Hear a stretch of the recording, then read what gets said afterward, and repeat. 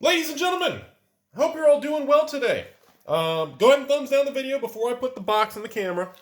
So we've got 3 little box openings left. And that's it for the unlimited openings. That's it, folks. So patron Gregory S over here, he's been waiting. We're down to the last one. We got this one, and we just got 2 more. And then, again, series gets retired. I know. Everyone's like, well, Rudy, the unlimited ones aren't as exciting because there's no cold foils, and it's not as dramatic. I said, yeah, but you can still get some expensive cards for how cheap these boxes are.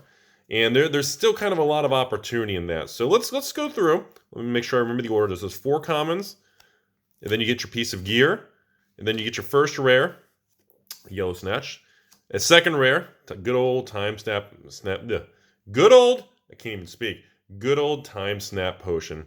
And of course, our first foil, very subtle foiling on there, is the foil common Savage Swing. And then it should just be commons in the back, because every time I jump around from set to set, I never remember the Nietzsche token in the back.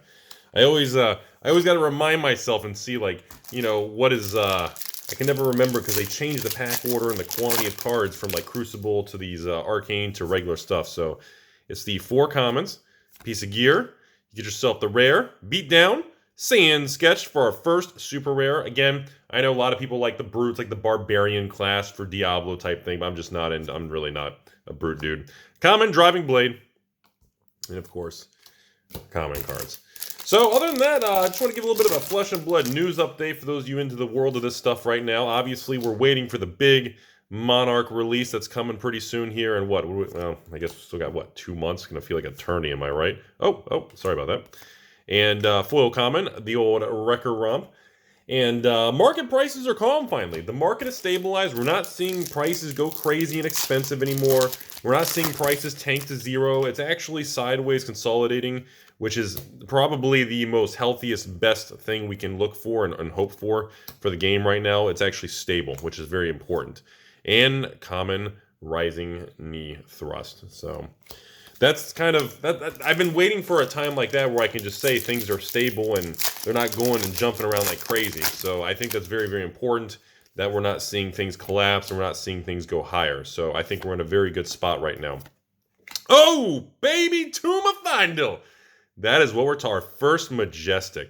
It's not old foily mythic or foily. Isn't that creepy looking? It's like a swirly little art piece there. There's our first hit of the box, Dr. Tomb. Very, very nice. I believe, though, I just want to lay it out there. As far as pricing goes on these sealed boxes and everything, I don't think we're going to see any upticks or downticks in the short term. I think what's going to happen is we're going to see another leg up when Monarch comes out in a little over 2 months now, as long as the set delivers. Now, if it's garbage and there's problems and I have to report on that, it's going to suck, but it is what it is, and we will see a leg down across the board. Oh, Majestic number 2, Spinal Crush. That's 2 Majestic. Oh! Showtime. Foil. Holy crap. Greg, this is a solid box, Greg. Holy smokes. You have 2 Majestics, including a Tome, and now you've got a beautiful foil Showtime there for our first. We don't even have any foil rares. It's literally common, and then that's pretty crazy. But I want to be on record right now. I know a lot of people have already been talking about it in the community of Flesh and Blood, but essentially, if Monarch delivers, which I believe it will, I think the biggest impact is going to be on boxes like Crucible, which are only like, what, $4.99 for a box. I think that's going to be the biggest price swing. I don't think we're going to see much price swing in the Alpha, crazy original first edition boxes. I don't think we're going to see much different in the Arcane boxes. I think Crucible is probably going to be the most impacted by far because it's cheap. The first edition product is out there. A lot of people are like, oh, well, it's not going up anymore, so I better unload my positions. I think that is really going to be where the opportunity is. That's my personal opinion for people who missed out on it and how just tough it is to get those boxes. Obviously, Crucible has the most amount of sealed product left out of any of the first edition sets because that was the one that a lot of stores kind of hoarded. And, oh, super rare. Wow, this is a nice box. And common Sharpened Steel. So that's my prediction. I think we're going to see a big price movement on Crucible Sealed. I don't think we're going to see any price movement on the first edition high-end boxes. I think they're going to kind of stay where they're at. I think the easy money's over with there. And, wow, a lot of potions in this box, too. Anybody else notice that? All right, Overpower and our first foil rare, Steel Blade Shunt. There's our very first one. Almost, golly. Halfway through the box, we got our first foil rare, am I right? But I also think that as the market continues to evolve and become more stable, and of course, as the game ages, we'll get a lot more data on what's going to become important and not. That's kind of a weird one. Look at that. A foil, subtle foil disable, and a non-foil right there back to back. That's kind of crazy. I think, how do I say this without sounding ridiculous?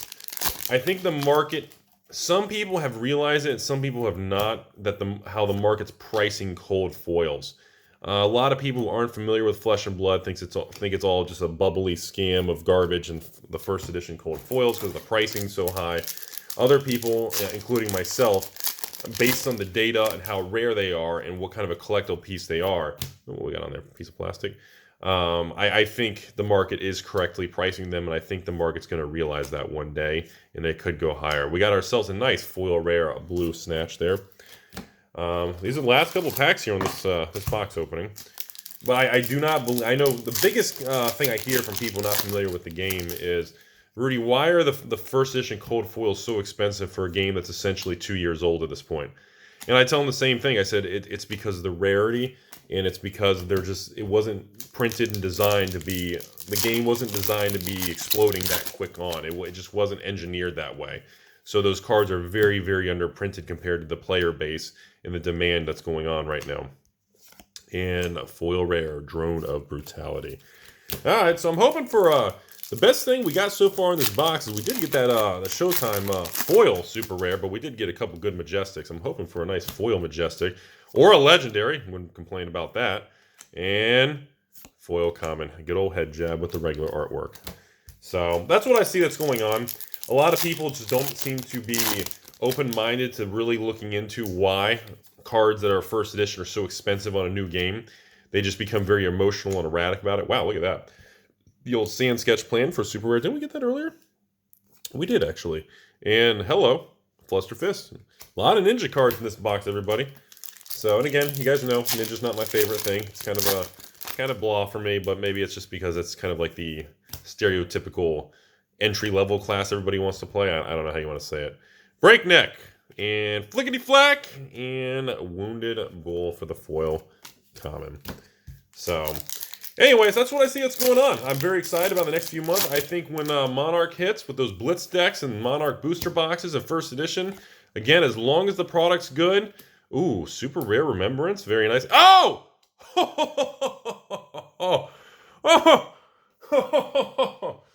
Woo. Okay. Holy smokes. Dude, Greg, congratulations. A legendary foil tectonic plating.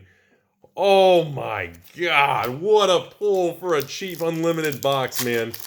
Oh my goodness. Dude, that's amazing. Holy smokes. I was like, dude, we don't even have a Majestic foil. Now, Greg's like, Rudy, I don't get Majestic foils. We skip Majestic and we go right to the legendary level. Wow, that's amazing. Okay, that is flipping spicy, man. And common foil. Only 2 packs left here. Holy crap, that really caught me off guard. You know, even in non-cold foiling, that looks really nice. Seriously, that's the first time I've seen a rainbow foil of that particular card. And a common foil. Let me take a look at that one more time. I know we only got one. Well, let me finish the last pack. All right, let's finish. Just in case there's something spicy right in the close. Let me finish the last pack here. Dude, that was amazing. All right, and into the close, what we got here? Blessing, Drone, and a Razor Reflex. Okay, I just want to take a quick look at that tectonic plating. You know, for non-cold foil, that looks really sharp. The way the chest is glowing there. Very, very probably, what, people still think, what, the best Guardian piece for your Dorinthia action? I mean, what, is that still... Do we have some Dorinthias down here? There we go. Still, I mean, by far, still some Dorinthia's a warrior. Why did I think it was a Guardian? I'm thinking of flipping Bravo. Anyways, make fun of me in the comments. Wow, what a good box. Oh my god. Jeez, man. Like, I don't know what the price point is on the old plating or Showtime, but that alone, plus your we got 2 Majestics down here and a 2. That's a phenomenal box, man.